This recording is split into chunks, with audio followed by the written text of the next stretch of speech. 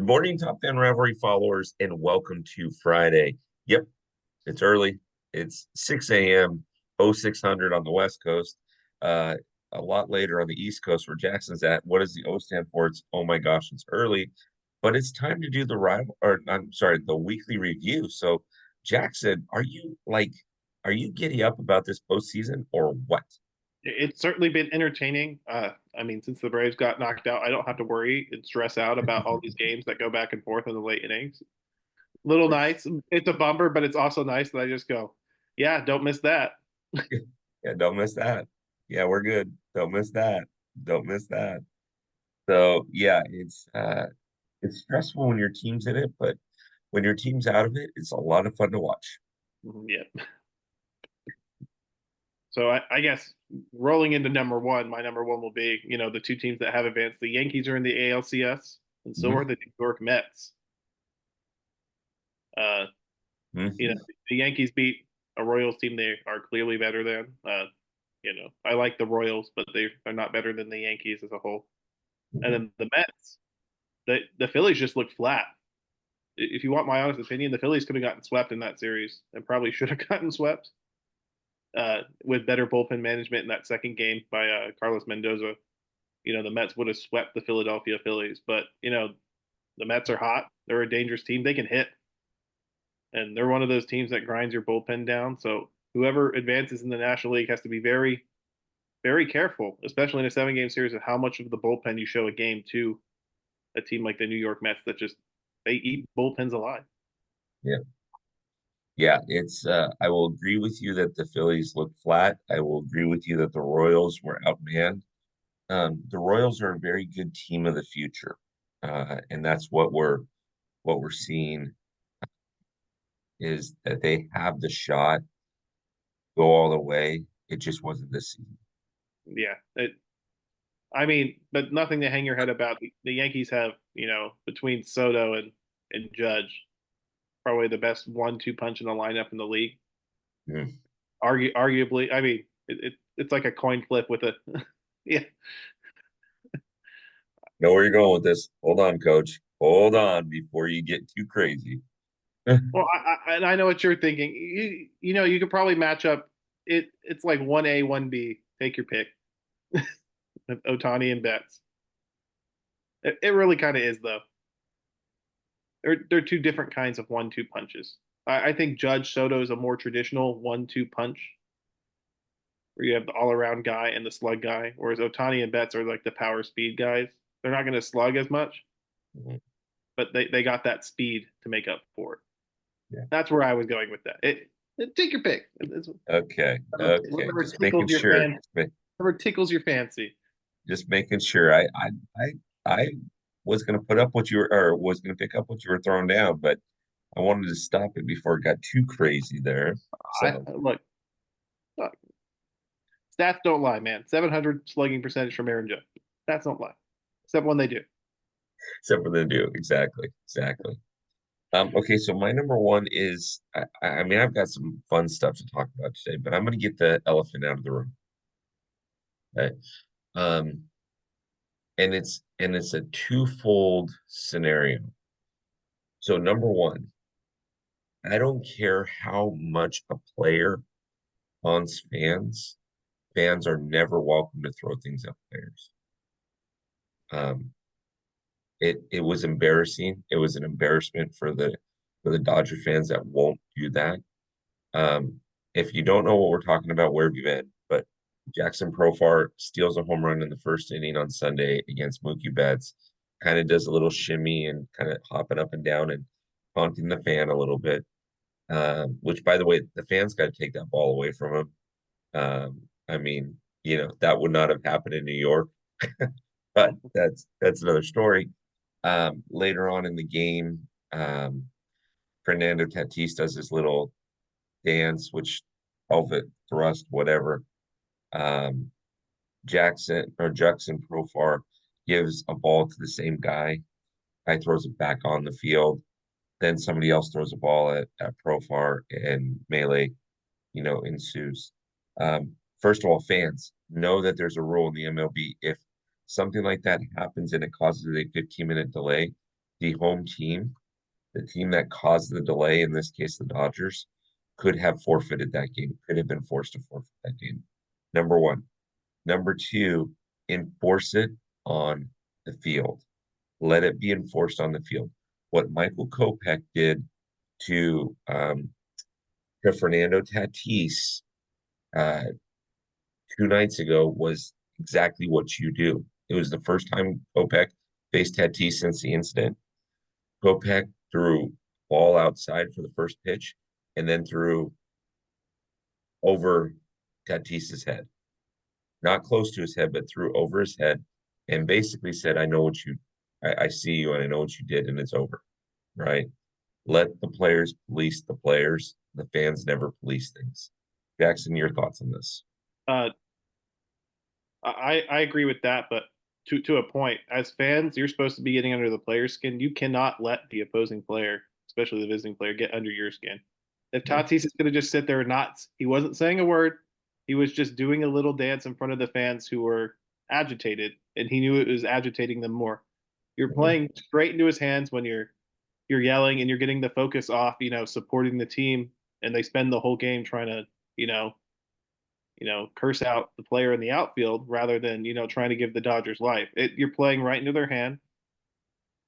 Again, the best way to beat them is to let your team handle it on the field. You know, Correct. as a fan, you pay to be there. You shouldn't pay to, everyone's an adult here. You know, oh, he's Act like doing it. a professional athlete who's playing a game is doing a little dance in front of you. It's like, okay, Mhm. you know, Act like it, it. Right. act like it. Yeah, it's like the player has to act like he's been there before, but so do the fans. Act like you've been there before. Don't act like the guy who only shows up for the playoffs and knows nothing about the team, nothing Mhm. about the history. You know, Yep. Yeah. if they're gonna screw around and be all jump happy, let them screw around and be all jump happy. You don't have to be the enforcer for your team. They don't pay you. Mhm. In fact, they're gonna kick you out of the stadium for life if you. So it's not worth it. Yeah. Yeah. 100%. 100%. So yeah, let's just get that elephant out of the room there. I mean, I have been fielding text messages and phone calls and social media inquiries. And the Thursday night show that we did, we talked about it last night a bit. So let's just get that out and put it to bed. There's ways to police things. Let the players police it by beating them or, doing something like what Kopech did. I am never in favor of a pitcher hitting another player in the head. I am, however, in favor of doing what Michael Kopech did. That ball was nowhere near his head, but it was 100 miles an hour, and it was close enough to get that pieces. If you're going to hit somebody, hit him in the back, hit him in the side. You know, it, there's Yeah, kind of a game inside of a game there. yeah, and really in the playoffs, the best way to shut the other team up is to beat them. You don't like that they're strutting all over you and celebrating it. It's execute. Yeah, 100%. At, 100%. at the end of the day, you have to execute and beat them. Yeah, It's 100%. everyone's high emotion. They're going to celebrate. They're going to, you know, everyone's going to pimp a home run. It's the playoffs. You don't hit a ton of playoff home runs. Yeah, 100%. 100%. So, what do you got for number two? Uh, Number two, this Cleveland Detroit series has become very interesting. Uh, After Cleveland dominated Game One, the Tigers came back and really shut them down in Games Two and Three, shut them out in both games, and then Cleveland came back and won a nail biter last night with David Fry executing a safety squeeze to get an insurance run that ended up being the deciding run. So, Mhm. you know, tomorrow night and Saturday, it's Detroit at Cleveland for Game Five. It's gonna be a fight, and I really like both of these teams. Yeah, I would love for both of these teams to, maybe make the World Series. I think they would be amazing to watch. I think they play good team baseball. They're good at base running. They have good bullpens. You know, yeah, yeah, like yeah, I said, they actually. When's the last time you saw a safety squeeze in the playoffs, Bill? yeah. Well, that's the small ball that we're always talking about, right? I mean, the playoffs it's still a baseball game. You're still going to win or lose it, and you can still win or lose it based on small ball or whether or not you're always looking for the home run or how many pitches your pitcher throws in the first inning. I mean, all those things. So yeah, the safety squeeze is a big deal. Yeah, it's especially in that spot. It's all about getting the runner in, you know, and that's what October baseball is. It's throwing the analytics out the window. You know, managers who try to manage solely by analytics in the playoffs aren't good. It often backfires. We've seen it. I wrote an article on bullpens, and I'm just going to straight up, for those of you who haven't read it, I'm going to rip into the. I'm a big fan of the old school set bullpen roles. Mhm. I thought the Mets bringing in Edwin Diaz in the seventh inning in Game Two was ridiculous, and to a point, the Phillies bringing in Jeff Hoffman in an elimination game in the finish the fifth inning, and then bringing him back out for the sixth inning, ridiculous. Mhm. Because guess what, Bill? You still have to get the outs at the end of the game, and that's what you pay your big bullpen arms to do. Yep. You can't live and die by every time a fire starts. Oh, I got to go to my best reliever. No, October is won by a team. Guys have to execute. If you do not get to your closer and you get criticized for leaving your closer on in the bullpen in a situation when it wasn't the time to close the game out, you don't receive as much ridicule as bringing him in and just wasting him. Mhm. 1000%, 1000%. And and that leads me to my number two, which would we you're Oh, talking about perfect. right there is Detroit, right? So Detroit showing us a different style of playoff baseball. Now, you and I both know that having three solid starters in the playoffs is a recipe for jewelry, right? Two solid starters, a Kurt Schilling and a Randy Johnson, will get you there, but not all the time. Yeah, that's like Detroit, two Hall of Fame starters. I'll get yeah, you. yeah. Detroit has Skubal and sometimes Reese Olson. And so, although Reese had a great game yesterday, are they showing us a different style of playoff ball? And to your point, Jackson, the way that the bullpens are used, my answer is no. You still need two solid, in my opinion, you still need two very, very, very solid pitchers to get through the playoffs.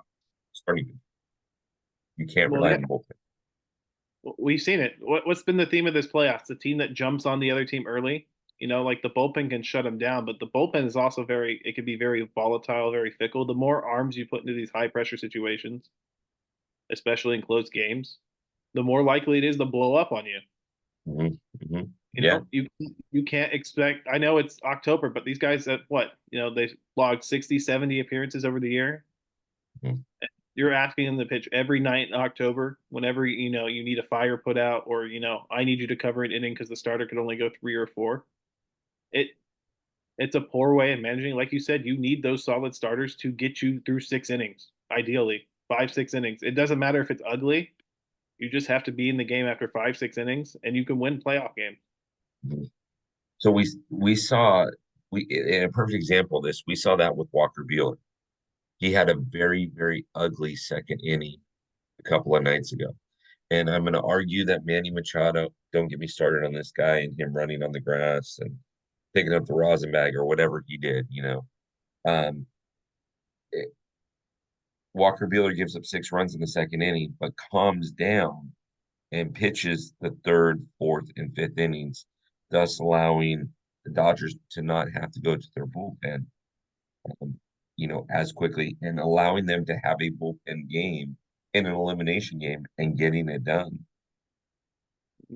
Yeah, it's big, and props to Walker Buehler for bouncing back. His defense really let him down in that inning. Oh yeah. Uh, yeah, and it shows every out matters, and that's why you have to account for it at the end of the game. You can't use your elite arms early because it will come back to bite you late. Every Yeah. team in the playoffs thinks they can win the World Series. They're not going to roll over and die for you. No, they're not. They're not. And honestly, there was a lot of mistakes in that inning, a lot of mental mistakes in that inning that, you know, the Dodgers should have won that game. Should have won that game 5-2. Um, should have won that game 5-2. But You got to you know, execute. yeah, exactly. But I like what you're saying about the bullpens because again, the Tigers are showing us something. They have been so hot the last month and a half, right? The last month and a half of the season, they were so hot, and then they took care of business in the first round. Now they're now they're looking good. Advantage Tigers with Scooble on the mound, but advantage Guardians. I still want to call them the Indians. Advantage Guardians because they're at home. And Jose Ramirez is just he's ready to go. Yeah, I would almost say advantage Guardians because Scooble is on short rest, which he doesn't do very often. And he is one of Mhm. those. I know he's one of those guys that dials it up and down, but it could mean you can knock him out of the game early with how much you've seen the bullpen. We saw yesterday they were able to tack on a couple of runs. It Mhm. could give Cleveland the confidence and the momentum they need to scrape. You just need to scrape one or two off the bullpen in a close game. You don't need to blow it open, especially with how good Cleveland's bullpen is. I know they haven't been great in this series against Detroit. With how good it is, it can be a real problem. Yeah, 1000%. 1000%. I agree. So what do you got for number three? Uh, for my number three, just a fun fact for you: this is the first time ever in the Division League format that all the series were 1-1 after two games. Yeah, yes. So, I was uh, wondering if you were going to bring that up, stats yeah, guy. so it's been very good. The parity has been very good. I'm sure the LCSs are going to be just as entertaining. Like I said, we got a scrappy Mets team that can hit against the star-studded Dodgers or the star-studded Padres, and on the other side, it's the juggernaut Yankees against the another AL Central kind of lightweight. It's going to be interesting how this playoff shakes out. It's been really fun, but the thing I want to touch on the most is I've seen more and more teams are not living and dying by the long ball like they have. Mhm. I mean, we've seen a couple of games. The Padres hit 6 home runs in one game, but a lot of it, like we've talked about a lot in this podcast today, it's been small ball, the big hits. The Mets beat the Phillies on the backs of stringing hits together, which is unheard of against as good of a bullpen as Philadelphia had all year. So I think the thing to watch for, especially in these two game fives today and tomorrow, is the team that can execute with runners in scoring position. I know it sounds dumb to say this, the team that's going to score more runs, but the team that executes better with runners in scoring position will win both games. It's not stupid at all. That's not stupid at all. Another That's a news, good call. runners, but Yeah, that's no, that's not stupid at all. That's a very, very good call. Um, I yeah, it's it on one side you have either Gotham City against the City of Angels, Hollywood, or Gotham City in a rematch against uh, the Padres, which some Mets fans, that's what they want. They want the Padres again. They want well, to yeah, prove that that was a fluke. there's some bad blood with the whole Joe Musgrove ear thing. Unfortunately, as a side note, he is out for the playoffs. Tommy John, He's which out for all of next season too. yeah, all of next season. So it really kind of San Diego now feels a little shorthanded on the starting rotation. So it kind of feels like all these teams that are left only have like two legitimate starters. So it'll be interesting to see how teams maneuver themselves going forward. Yeah, 100%. 100%. So my number three, and I've got a few honorable mentions. My number three is we're gonna watch two game fives tonight and tomorrow. And it's really, really, really simple. But it's in my book, it's really simple, but it is drastically different, drastically different approaches. So if you're the Dodgers or if you're the Padres, you need to score in the first run, put up 2 runs in the first inning if you can, put up 2 runs in the first inning and get that pitcher up to 25 to 30 pitches. Worst case scenario, 25 to 30 pitches and score at least 1 run. You need to get into that bullpen early, the third or fourth inning. Either team, either team does that. Life's good. If you're on the and so that means go deep in the count. Don't get up there. Don't be too anxious. Don't swing. And I'm talking to you, Kiki Hernandez. I'm talking to you. When you see 5 balls in a row thrown to the two batters in front of you, don't swing at the first pitch. Let it go by. Let him come to you. Like, understand the baseball IQ side of it. And so if you're the Guardians, you swing early and you swing often because you know that Scooble's going to throw strikes. Um, if you're the Tigers, get deep in the count with them. So, I mean, it's going to come down to how anxious, but how well, not just execution, how much good baseball IQ they have. Because Yeah. it's win or go home for the Dodgers or Padres tonight. It's win or go home for the Tigers or Guardians. Yeah, quality at bats is the name of the game. Mhm. The Dodgers last time against Yu Darvish really made it easy for him. I don't even think he threw over 90 pitches in the 7 innings pitch. They were free swinging. We saw it in the Philadelphia New York series. Sean Manaea was dominant because he got guys to expand the zone. Mhm. If you can get these hitters off balance with the right mix of pitches, they're going to look silly. That's why, and by the way, I do not accept any Greg Maddux slander. He would win Cy Young today. But that's why pitchers like Greg Maddux were good. It's the change of speed. You don't have to throw 99 miles an hour. If you can change your speeds effectively and control both sides of the zone and really stop hitters from having these quality at bats where everything looks like a strike, you're going to have success. And that's the key for, both game fives is how well these starters are going to control the zone. Because like you said, if you throw strikes and you put hitters on these back foot, if they're down 0-1, not even swinging, because they're trying to run the pitch count up, they're at a huge disadvantage. Huge, huge disadvantage. Correct. Correct. Yeah. Mm. I just it drives me nuts, Jackson. So you brought up Hugh Darvish. Hugh Darvish is the perfect example. He's got that um breaking ball that breaks down, right? And it looks out of the hand, it looks like a strike, and then it ends up close to the dirt. Well, lay off of that.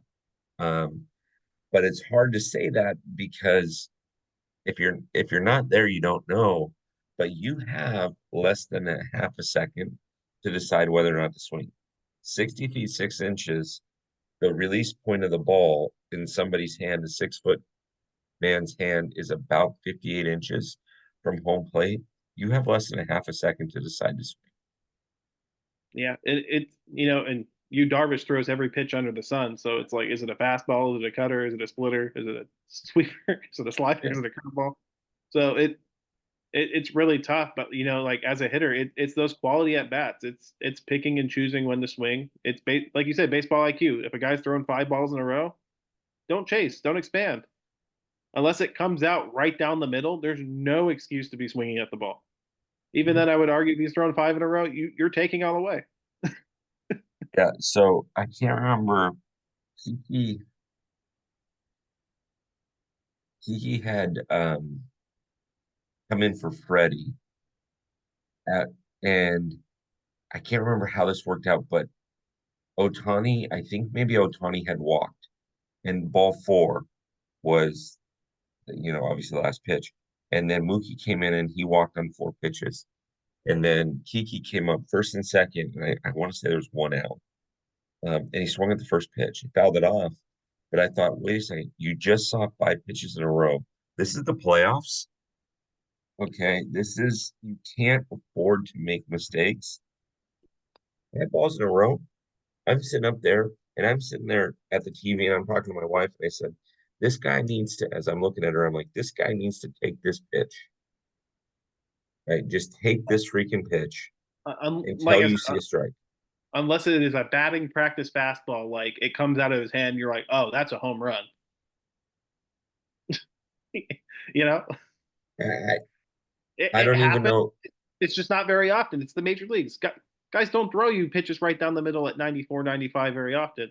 No, they don't. So like, unless it is that pitch and you are punishing him for it, you should not be swinging. If you are not confident you can punish him on it, you should take. 2000%. 2000. All right, so we beat up on the playoffs pretty good. Do you have any honorable mentions? Uh, you know what? This one might be an overreaction, but rest in peace, Tropicana Field. It was destroyed by Hurricane Milton. The roof was, and We saw this with the Superdome with Hurricane Katrina. The Rays might not play there next year, Bill, and this might be the death of Tropicana Field as we know it. I know ownership is exploring building a new stadium. The stadium in Dunedin, Florida, Dunedin, whatever it's called, where Toronto played during the pandemic, is equipped to handle a major league load. So we might actually see Tampa Bay switch to that ballpark until their new stadium is built. Um, you know, I really hope everyone in Florida is okay. If you're listening in Florida, hope you're okay. Hope you're doing okay. It's a scary thing, and it's an unfortunate side effect of the ownership in Tampa Bay. Yeah. Uh, Yes, I have family in Florida, and I've been texting with them and receiving text messages and making sure that everybody's okay, which is absolutely great. But when I saw that too, so there's a big, and I didn't realize this until I interviewed a couple of Rays fans. There's a kind of a big brouhaha. There are some people that wanted to stay at Tropicana, but most people want them to move inside of Tampa Bay, and not be the St. Petersburg Rays anymore, but be the Tampa Bay Rays. And there's options for ballparks and things like that. So that this might facilitate that a little quicker. I don't know. I don't know. yeah, the worst case scenario, it might push the Rays out of Tampa Bay. I don't want to put something like that on the universe. Knock on wood. I got wooden table right here. But I know that they were exploring maybe playing in Montreal, and I really don't want it to turn into the Montreal Rays and then turn into something else. It'd Mhm. probably be the second worst way to lose your team after how Oakland lost their team. Um, but yeah, so that just as a side note, it is unfortunate, and it's a good thing. Maybe it's a good thing Tampa Bay was in the playoffs. Could you imagine that happening during a playoff series? The logistical and safety nightmare this would have caused. No, exactly. Ugh. No, I couldn't. Um, my honorable mention isn't that extreme. I mean, that's real world. That's much past baseball. My honorable mention has to go with the scheduling. Each team had 2 games off in a week this year. There's a lot more off days for teams now. What that does, though, is it compresses and compacts October baseball because you have, and you saw this with your team. They had to play a doubleheader on Monday, and then your team had to fly across country after that doubleheader to play the Padres. That, to be totally frank and free with you on that, that's crazy because they're going to be exhausted. Anyways, you have 2 game 5s. And so Dodgers and Padres play tonight. They both have tomorrow off, and then they play on Sunday, right? To start the league championship series. Now, fortunately for them, neither one of them have to travel. The Padres would have to travel home, but you're from out here, Jackson. You know that's a bus ride. That it's not even worth a flight. That that's a bus ride. If they're feeling fancy, they'll hop on an airplane. But Yeah, I mean it'll take more time to taxi and to take off and to land in taxi than it would for the actual. And so uh, I'm in favor, especially with how many injuries we're seeing with players. I'm in favor of maybe shortening the off days during the regular season and giving a little bit more time in between. Uh, Now, I don't like what football does, well, at least where they used to play the Pro Bowl before the Super Bowl, right? And you had a full entire week off. I'm not saying that I want, 3 or 4 days off, but a little bit of rest doesn't hurt anybody. Take Freddie Freeman, for example. He may not play tonight. And to be honest with he probably shouldn't play tonight. no, exactly. And to be totally frank with you, Dodgers win tonight. I don't know that I play him game 1 or game 2 because they're not games that you have to win or go home. Let him take Sunday, Monday off, the travel day on Tuesday, and then let him start New York on Wednesday. Now, seeing the way that Freddie's played, and you've seen him for many years as, part of your favorite team, you have to rip that jersey off like that. I mean, there's not going to be anything that's going to keep him off the field. So he has to Yeah, hobble, have crutches to first base, running down the line. That's what he's going to do. yeah. It's really unfortunate, and it's one of those things where come playoff time, everyone's banged up, but you do really have to think about whether the Dodgers really want to play him at all. If he can't run, if he can't, we saw it. I know you're going to say Machado ran on the grass and it was interference. Let's ignore that. But Freeman's play on the ball wasn't the greatest either. He tried to make a tough throw from his knees. If he's healthy, he shoots up to his feet and he probably turns that double play easy. So it is a question to ask. Is Freddie Freeman healthy enough to even be playing in the playoffs, considering his ankle injury was listed 3 to 6 weeks minimum by a specialist? It's tough to watch, and it could very well affect the Dodgers' chances of making the World Series. An ankle injury, the second to last week of the season, and to Yeah. go with your off day thing, hear me out here, but scheduled double headers, bring them back. Yeah. Yeah. That might not be a bad thing. Mid Schedule 2 doubleheaders a season for each team. midweek series. You know how these teams play these 4 game sets. Monday through Friday. Shorten it Monday to Wednesday. Wednesday they play a single admission doubleheader. I know teams will never do it because of the gate revenue that they generate, but that could be an easy way to free up more off days in the season to I allow like it. but you're still playing the game, so you don't extend the season out I and you like go it. from October. All you have to do is like 4 doubleheaders a year. I Doubleheaders are love it. doubleheaders are fun when they're not rain induced. If you know you're going to play a doubleheader in 3 weeks, you're ready for it.